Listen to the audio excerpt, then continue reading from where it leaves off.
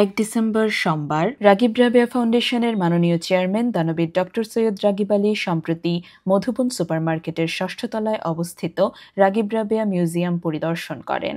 সমাজসেবা, শিক্ষা বিস্তার ও মানব কল্যাণে তার অনন্য অবদানকে কেন্দ্র করে গড়ে ওঠা এই মিউজিয়ামটি দীর্ঘদিন ধরে জ্ঞান পিপাসু ও গবেষকদের কাছে এক তাৎপর্যময় স্থান হিসেবে সুপরিচিত।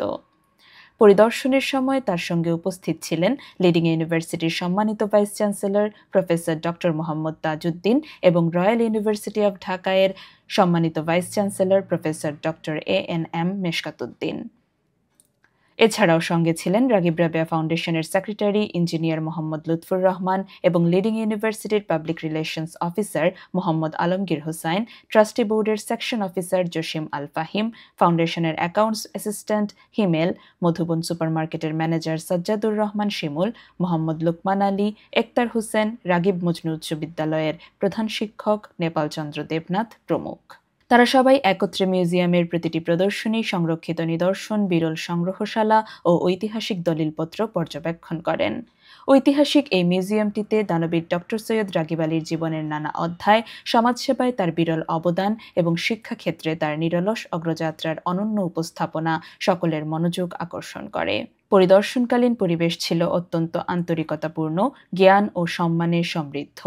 পরিদর্শন শেষে প্রফেসর ডক্টর মোহাম্মদ তাজউদ্দিন বলেন, দানবীর ডক্টর সৈয়দ রাগিব আলী সিলেট তথা বাংলাদেশের একজন জীবন্ত কিংবদন্তি, একজন সফল শিক্ষানুরাগী, শিল্প সাহিত্যের নিবেদিত প্রাণ পৃষ্ঠপোষক, বরেণ্য চা শিল্প উদ্যোক্তা, প্রবাসে মুক্তিযুদ্ধের অন্যতম সংগঠক এবং জুলাই অভিভাবক।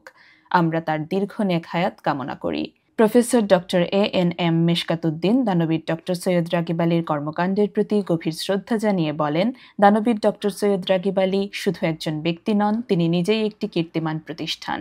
শিক্ষাক্ষেত্রে তার অবদান বাংলাদেশের ইতিহাসে এক উজ্জ্বল নক্ষত্রের মতো। তিনি আরও বলেন, একজন মানুষের জীবনে শিক্ষার জন্য এত বড় দায়িত্ব গ্রহণ সত্যিই বিরল এবং অনুকরণীয় ব্যাপার।